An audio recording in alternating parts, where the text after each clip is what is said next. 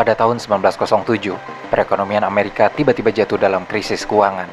Pengangguran meningkat, pasar saham menukik drastis, orang-orang mulai panik, banyak orang mulai mengantri sampai semalaman untuk dapat menarik uang mereka dari bank. Jika fenomena krisis ini dibiarkan lebih lama, tentu bisa berakibat fatal bagi perekonomian Amerika, sebab akan banyak bank-bank yang harus tutup. Otomatis dunia usaha tidak bisa mendapatkan kredit, dan jika ini sampai terjadi, pelaku usaha tentu akan memecat banyak pekerja, dan perekonomian Amerika menjadi semakin ambruk. Pada saat itu, pemerintah Amerika tidak memiliki pengalaman dan cara untuk mengatasi kepanikan tersebut. Tidak ada institusi atau hukum yang dapat mengambil tindakan untuk menghentikan penurunan kinerja bank-bank yang sehat. Jadi, alih-alih sistem pemerintah yang menyelesaikan, tugas menghentikan kepanikan jatuh ke tangan satu orang, yaitu JP Morgan. Dengan cepat, JP Morgan memanggil lusinan pemodal terkemuka di New York ke perpustakaan pribadinya di Madison Avenue. Pada dasarnya, JP Morgan memerintahkan mereka untuk berkontribusi dengan mengumpulkan uang dengan jumlah yang amat besar yang akan digunakan untuk mendukung sistem perbaikan tersebut. Kemudian JP Morgan mengurung mereka di dalam perpustakaannya dan menyuruh mereka tinggal di sana sepanjang malam, sampai mereka semua menyetujui rencananya. Sampai akhirnya rencana yang diajukan JP Morgan berhasil. Kepanikan atas krisis keuangan pada tahun 1907 pun berakhir. Namun, beberapa orang berpengaruh di Washington bertanya-tanya, bagaimana dengan kepanikan berikutnya?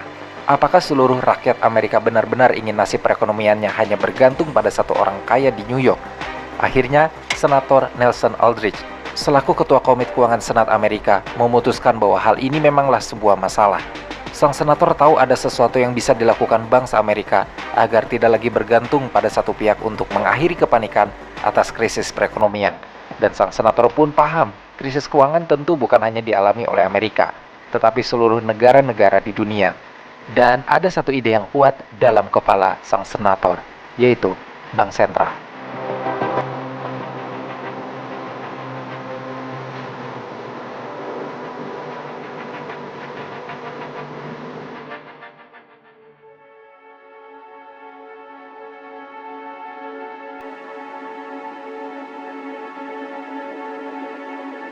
Pada tanggal 23 November di tahun 1910, pada suatu malam sekelompok orang yang paling berpengaruh dalam finansial dunia, satu persatu ke stasiun kereta api di New Jersey.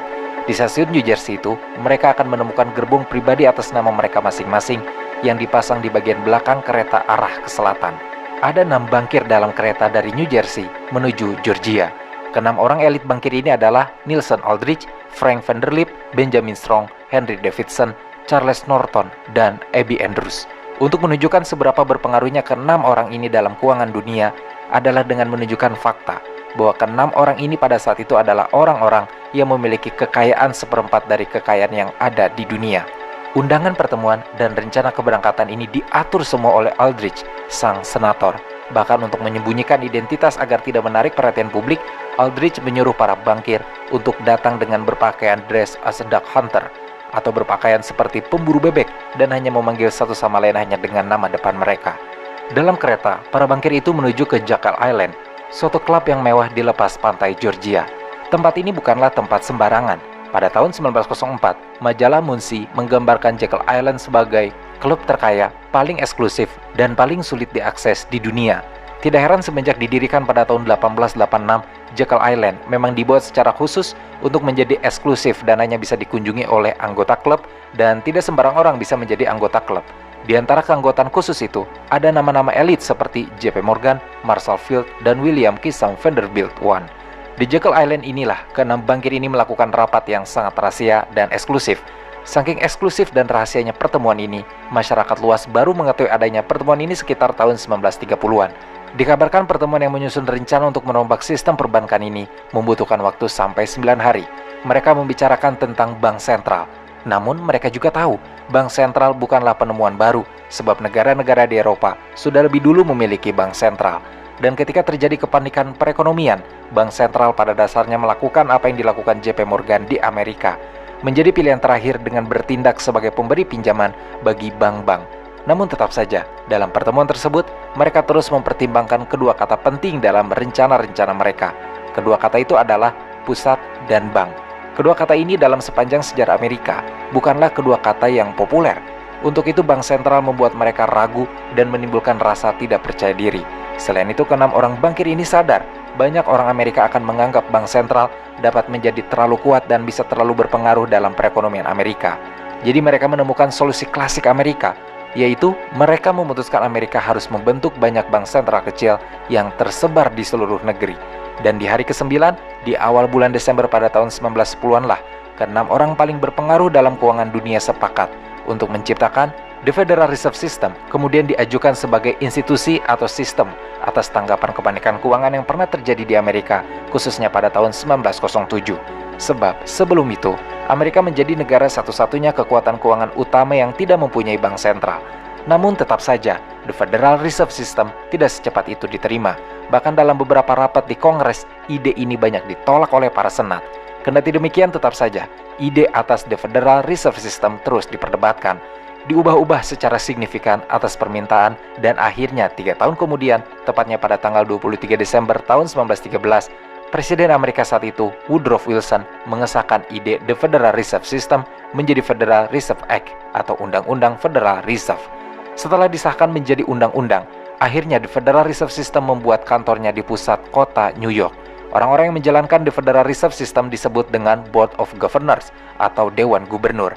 Dan keenam orang yang merapatkan ide inilah yang menjadi Dewan Gubernurnya. Setelah The Federal Reserve System menjadi institusi legal, mereka langsung melaksanakan keinginannya dalam mengontrol pusat sistem moneter untuk meringankan krisis keuangan Amerika. Karena The Federal Reserve System sangatlah independen, karena kebijakan yang dibuat tidak harus memperoleh izin maupun persetujuan dari Presiden Amerika.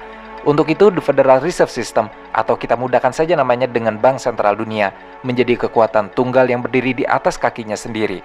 Sebab Bank Sentral Dunia ini kekuatannya melebihi politisi, pemerintah, dan hukum manapun. Tidak ada sistem di luar dirinya dapat mengontrol dan mengaudit mereka, bahkan sekali bernegara. Setahun setelah diresmikan melalui Undang-Undang Federal Reserve, akhirnya Amerika melalui bank sentralnya untuk pertama kali pada tahun 1914 mencetak dolar untuk mata uang satu negaranya. Sebab sebelum adanya Undang-Undang Federal Reserve, seberdirinya negara Amerika, setiap bank lokal dapat mencetak uangnya sendiri-sendiri. Misalnya sebagai penduduk California, pembayaran sah di kota California adalah dengan uang dolar cetakan Bank Nasional San Diego. Karena sebagian besar pembelanjaan di Amerika pada masa-masa itu sifatnya lokal, hanya seputaran California, maka uang terbitan Bank Nasional San Diego itu akan diterima di toko-toko lokal di California. Begitu juga dengan New York. Bank lokal di New York mempunyai mata uang cetakannya sendiri dari bank lokalnya. Untuk itu, dolar cetakan Bank Nasional San Diego di California tidak berlaku untuk menjadi alat tukar di New York. Sebaliknya pun pada cetakan uang New York tidak berlaku saat dibelanjakan di California. Pada masa ini, setiap warga kota dan bank lokalnya mempunyai kesepakatan dan kepercayaan sendiri-sendiri atas mata uang yang dicetaknya yang sebagai alat nilai tukar. Maka, setelah di Federal Reserve System menjadi bank sentral, dolar hasil cetakannya resmi dan berlaku untuk semua wilayah Amerika. Dan di sini jugalah kebohongan tentang uang itu dimulai. Sebab dari sini uang bisa dicetak hanya melalui angin, dan tidak hanya mencetak, The Federal Reserve System dapat meminjamkan hasil dolar yang dicetaknya ke pemerintahan Amerika, entah untuk menyetabilkan ataupun menguatkan perekonomian. Alhasil, melalui sistem mereka, baik pasar maupun saham yang ada di dunia dapat semudah itu dibuat naik ataupun jatuh dengan waktu yang mereka suka. Dengan keleluasaan sistem dan kebijakan yang The Federal Reserve System punya, keuangan dunia dapat dibuat jungkir balik sesuka mereka.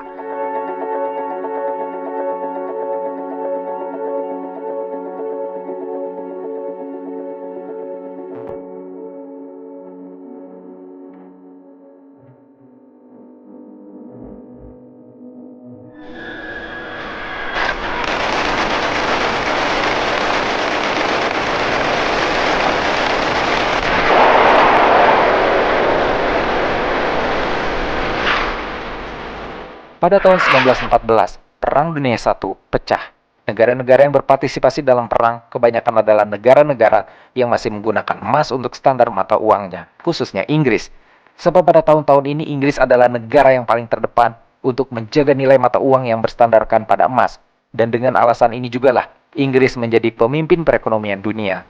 Namun selama Perang Dunia I berlangsung, banyak negara-negara meninggalkan standar emas untuk dapat membayar pembelanjaan militer mereka. Ini semua disebabkan karena ongkos perang yang amat tinggi yang menguras kas negara. Alhasil, negara-negara yang meninggalkan standar emas mulai ikut membayar perbelanjaan militer mereka dengan uang kertas, karena selama Perang Dunia I berlangsung, Amerika menjadi pemasok senjata-senjata perang kepada negara-negara yang berperang. Perpindahan mata uang dari berstandarkan emas ke uang kertas pun membuat mata uang di negara-negara tersebut mengalami devaluasi atau penurunan nilai uang. Kedua blok yang berperang mengalaminya, baik Prancis, Rusia, Jerman, bahkan sampai Turki Ottoman. Berbeda dengan Inggris dengan teguh tetap berpegang pada standar emas untuk mempertahankan posisinya sebagai mata uang terkemuka dunia. Namun setelah 3 tahun perang berlangsung, tepatnya pada tahun 1917, Inggris untuk pertama kalinya harus meminjam uang pada Amerika untuk biaya perang. Sebab dalam Perang Dunia I, Amerika pun menjadi pemberi pinjaman bagi banyak negara dengan cara memberikan obligasi atau surat pinjaman yang berdominasi nilai mata uang dolar Amerika. Akhirnya sampai pada tahun 1919, Inggris menyerah pada standar emas untuk menjaga mata uangnya. Akibat keterpaksaan kebijakan ini, rekening perdagangan internasional berbasiskan mata uang pound sterling hancur. Bersama dengan itu, dolar Amerika lah yang menggantikan pound sterling sebagai cadangan mata uang dunia. Beberapa dekade berselang, Perang Dunia kembali pecah. Tentu, sebelum memasuki Perang Dunia Kedua pada tahun 1939, Amerika sudah berperan menjadi negara yang amat penting di dunia. Amerika berperan sebagai pemasok senjata dan barang perang lainnya bagi negara-negara sekutu. Di tahun-tahun ini, sebagian pembayaran dari negara-negara masih membayar dengan emas. Alhasil menjelang Perang Dunia Kedua selesai, Amerika menjadi pemilik emas terbanyak. Dengan dominasi Amerika atas kepemilikan emas menjadikan kebijakan standar emas tidak mungkin lagi dilakukan. Karena negara-negara lain di dunia, termasuk Inggris, telah menghabiskan emas sebagai cadangan kas negara. Mengetahui fakta peralihan atas emas kepada uang kertas tidak terelakkan, pada tahun 1944, delegasi dari 44 negara sekutu bertemu di Bretton Woods, New Hampshire. Pertemuan internasional ini membahas pengembangan sistem pengelolaan devisa atau alat pembayaran luar negeri yang resmi dalam perdagangan internasional. Pembahasan devisa ini juga bertujuan untuk tidak merugikan negara manapun dalam perdagangan internasional. Setelah rapat panjang dilaksanakan, perjanjian Bretton Woods pun diputuskan dengan 44 negara menyepakati untuk penobatan US dollar sebagai World Reserve Currency, atau bahwa mata uang dunia tidak lagi dikaitkan dengan emas tetapi mengaitkan pada dolar Amerika. Perjanjian ini menetapkan otoritas The Federal Reserve System atau bank sentralnya Amerika berwenang mempertahankan dan mematok nilai tukar dolar Amerika dengan uang lain yang ada di seluruh dunia. Begitupun negara-negara lain di dunia. Dalam perjanjian ini, negara-negara lain dapat memakai nilai tukar uang mereka dengan dolar Amerika ketimbang emas. Pertanyaannya, apa hubungannya? Jawabannya sederhana. Dari sistem Federal Reserve Act lah, bank-bank sentral yang ada di setiap pemerintah negara di dunia meniru sistem Federal Reserve-nya Amerika. Mulai dari European Central Bank sampai Bank Indonesia. Dan sampai riset ini kami buat hanya ada 3 negara di dunia yang tidak meniru sistem Federal Reserve Act dan tidak memiliki bank sentral dalam negaranya, yakni Iran, Kuba, dan Korea Utara. Namun korelasi sederhana dari perjanjian Bretton Woods, US dollar resmi menjadi mata uang dunia. Bank-bank sentral yang ada di setiap negara, mulai dari rupiah, yen, euro, dan apapun uang yang ada di dunia, semua dikaitkan dengan nilai mata uang dolar Amerika. Untuk menjaga currency ini, diciptakanlah Bretton Woods Agreement System, yang berarti setiap uang US dollar ada emas yang menjamin di belakangnya. Semua ini hanya karena Amerika adalah negara yang memegang cadangan emas terbesar pada saat itu. Setelah perjanjian ini ditetapkan, alih-alih cadangan negara adalah emas, banyak negara mulai membeli US Treasury atau surat-surat berharga dari Departemen Keuangan Amerika yang menurut mereka adalah cara lebih aman untuk menyimpan kas negara. Namun dalam perjanjian Bretton Woods tetap dilakukan patokan yang tetap bahwa 35 US dollar setara dengan 1 troy ounce atau setara 31 gram emas. Dari kebijakan ini, currency atau nilai mata uang memang menjadi terjamin kestabilannya. Namun kestabilan itu tidak berlangsung lama, karena pada tahun 1971, keuangan Amerika babak belur. Banyak faktor yang melatar belakanginya. Salah satu faktor terbesarnya adalah pembiayaan perang Vietnam yang membuat perekonomian Amerika menjadi hancur-hancuran. Alhasil, untuk menutupi defisit negara, Bank Sentral Amerika mencetak dolar dan membanjiri pasar dunia dengan dolar Amerika. Karena US dollar membanjiri pasar internasional, otomatis nilai mata uang dolar menurun, yang juga berdampak langsung pada nilai mata uang negara-negara lain, khususnya pada kas negara. Untuk itu negara-negara di dunia pun meningkatkan kekhawatirannya akan stabilitas nilai mata uang dolar, dan banyak negara juga langsung membelanjakan dolar Amerikanya untuk membeli emas dan menggantikan kembali cadangan kas negaranya dengan emas. Atas kepanikan dan kekhawatiran ini pun, permintaan emas langsung meningkat tinggi.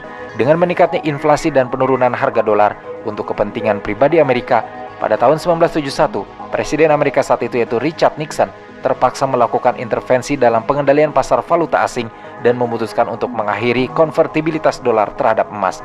Sederhananya, mulai pada tahun 1971, mata uang dolar Amerika tidak lagi memiliki jaminan emas. Apa dampaknya? Kestabilan nilai mata uang langsung terancam dan nilai tukar pun menjadi mengambang. Sebab atas keputusan intervensi Presiden Nixon yang menyatakan US dollar tidak lagi menyetandarkan nilainya pada emas, pemerintah Amerika seperti meminta atau tepatnya memaksa kepada seluruh negara-negara di dunia untuk percaya saja pada Amerika dengan US dollarnya. Karena setelah keputusan itu diambil, bank sentral di dunia ke depannya akan dapat mencetak dan mengedarkan US dollar yang berasal dari ruang hampa tanpa adanya jaminan aset atau emas yang jumlahnya memadai dan terbatas. Dan inilah sistem keuangan yang sampai terjadi hari ini. Ingat, bank sentral dunia ada di Amerika dan mereka dapat mencetak US dollar sesuka mereka. Jadi kalian bisa bayangkan seperti apa. Pada tahun 2021, 40% US dollar yang beredar di pasar dunia dicetak hanya 1 tahun oleh Bank Sentral Amerika. Dalam 1 tahun itu, diperkirakan perekonomian Amerika mencetak 10 triliun dolar. Sebagai gambaran jumlah ini, kurang lebih 10 kali lebih besar dari perekonomian Indonesia. Atas kebijakan ini, dan bersamaan dengan krisis ekonomi, mata uang dunia menjadi lemah, karena pasar dunia tiba-tiba dibanjiri oleh mata US dollar. Atas kesewenang-wenangan Amerika itulah, banyak negara-negara besar lainnya seperti Rusia, China, bahkan negara-negara kaya di Timur Tengah mulai beralih untuk tidak menggunakan dolar dalam kesepakatan dagangnya. Untuk hal ini tentu, benua Eropa sudah mengantisipasinya terlebih dahulu. Melalui perjanjian Maastricht yang ditekan pada tanggal 7 Februari 1992, namun mencapai puncaknya mulai pada tahun 2002, menyatakan bahwa seluruh negara di benua Eropa sepakat untuk menyeragamkan uang resminya dengan memakai mata uang euro. Kesepakatan ini dikenal sebagai The Treaty on European Union. Mata uang euro yang dipakai oleh seluruh negara Eropa bertujuan untuk mendorong pertumbuhan, stabilitas nilai mata uang, dan khususnya adalah integrasi perekonomian di Eropa. Nah, sekarang pertanyaan esensialnya, apa yang menentukan nilai mata uang? Atau jika kita ingin sedikit berfilsafat, mengapa manusia menciptakan uang? Dan kenapa harus uang? Adakah alasan khusus kenapa uang yang dipilih dalam menentukan nilai? Kenapa tidak benda-benda alam? Untuk menjawab itu, hal yang paling tepat adalah dengan berkaca pada sejarah.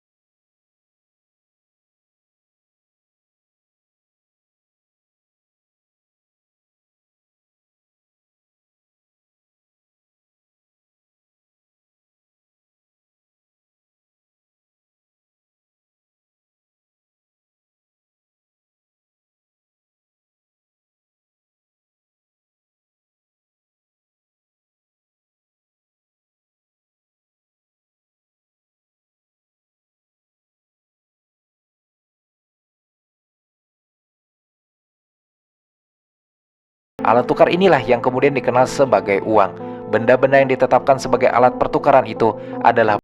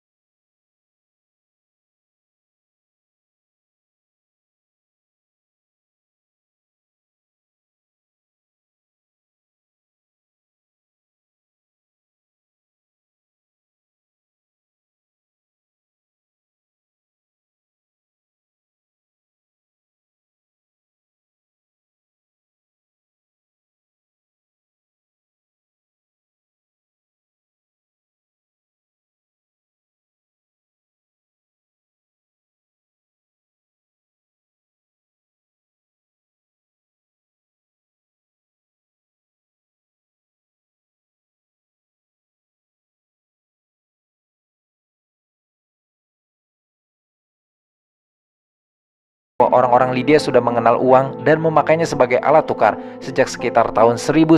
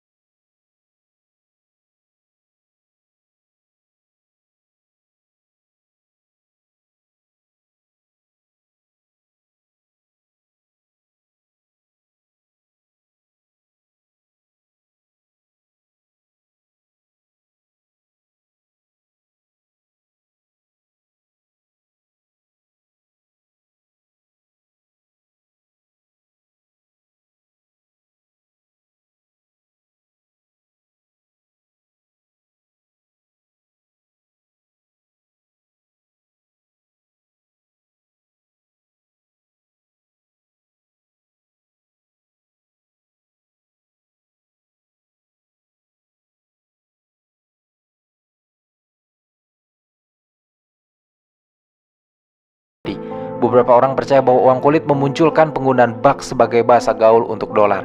Bersama dengan uang kulit,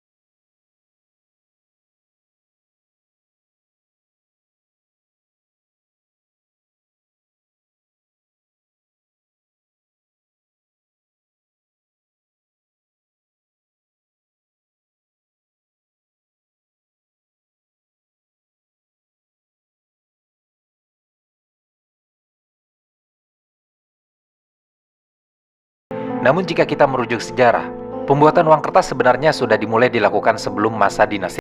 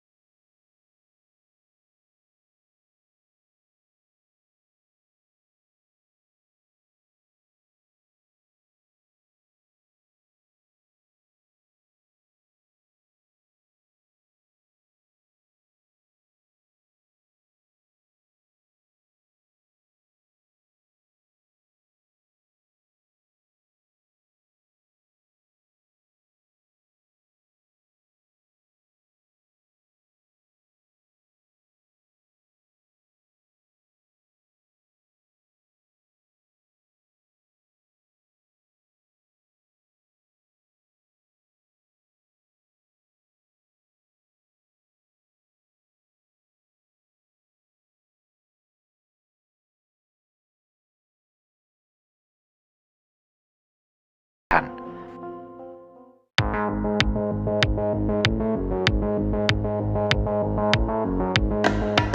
yang menjadi pertanyaan di kepala banyak orang, kenapa tidak setiap negara mencetak uang saja dengan sebanyak-banyaknya? Tentu saja, setiap negara memang mempunyai wewenang untuk mencetak, menamai, dan memberikan nilai pada setiap cetakan uangnya. Tapi jika pertanyaannya kenapa negara tidak mencetak uang sebanyak-banyaknya, entah dengan alasan untuk membantu perekonomian atau mesejahterakan rakyatnya, namun mencetak uang dengan sebanyak-banyaknya bukanlah solusi tepat dalam sistem perekonomian dunia sekarang. Malahan bisa membuat perekonomian semakin kacau, sebab Jerman pernah melakukannya. Begini ceritanya. Saat itu, Perang Dunia ke-1 pecah. Jerman menjadi salah satu negara yang ikut serta dan atas keikutsertaannya, Jerman mengalami krisis ekonomi yang parah. Untuk mengantisipasi krisis ekonomi, pemerintah Jerman saat itu melalui bank sentralnya memutuskan untuk mencetak uang dengan jumlah uang yang amat banyak. Naas, bukannya membantu taraf hidup perekonomian rakyatnya, keputusan itu malah membuat bumerang yang membuat perekonomian Jerman semakin terperosok jatuh lebih dalam. Mengapa bisa demikian? Sebab peredaran uang yang banyak membuat nilai mata uang tersebut menjadi berkurang, khususnya jika dibandingkan dengan mata uang negara lain.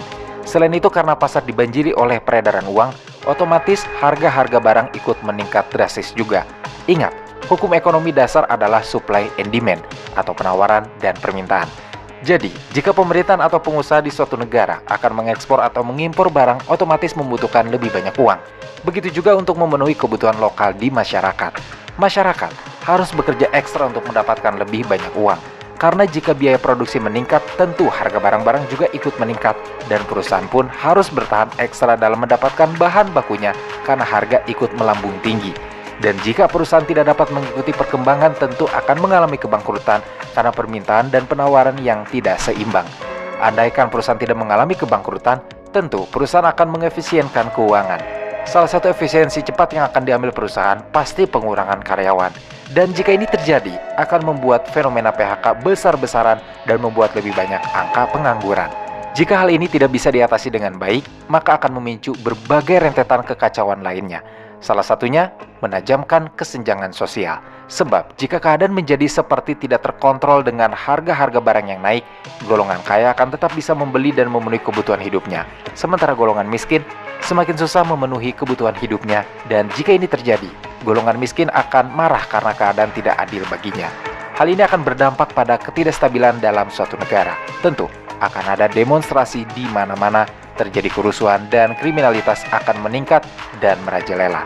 Indonesia pernah mengalaminya di tahun 1998. Sri Lanka pernah mengalaminya di tahun 2022. Atau jika mau mengambil contoh ekstrim, tentu ada di negara Zimbabwe. Zimbabwe saat mengalami hyperinflasi pada tahun 2008 membuat uang-uang yang beredar banyak sampai tidak berlaku dan tidak memiliki nilai.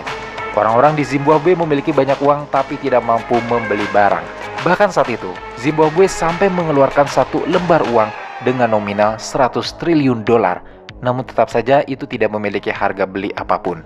Atas sebab saling terkoneksi dan saling mendominasi dari sistem nilai mata uang dari bank sentral lah, mencetak uang sebanyak-banyaknya dari suatu negara bukan menjadi solusi yang tepat untuk menguatkan perekonomian atau mensejahterakan rakyat. Mencetak uang sebanyak-banyaknya malah membuat perekonomian dan kestabilan suatu negara menjadi terancam. Dan untuk tambahan informasi, uang yang dicetak dan beredar di masyarakat, baik itu uang kertas, logam, ataupun virtual, itu jumlahnya hanya 3% dari total uang yang ada. Sebab 97% sisanya tersimpan dalam bentuk digital di jaringan komputer sistem bank sentral. Untuk itu, uang adalah manifestasi kepercayaan umat manusia. Untuk itu jugalah barangkali bahasa resmi uang adalah fiat, dan dalam bahasa Latin fiat itu memiliki kesamaan arti let it be done, atau bahasa sederhananya jadi seperti adanya. Atau jika dikalimatkan bank sentral seperti ingin bilang itu uang, dan sudah percaya saja jika itu uang. Sekali lagi, sistem keuangan kita kuncinya adalah kepercayaan dan kesepakatan. Baik, setelah kalian mengetahui sejarah keuangan dan sistem keuangan sekarang, mungkin sekarang kalian bisa paham pernyataan kontroversial dari Henry Ford yang menyatakan, untungnya masyarakat tidak mengerti tentang konsep perbankan dan sistem moneter. Karena jika mereka mengerti, saya percaya akan ada revolusi besok pagi.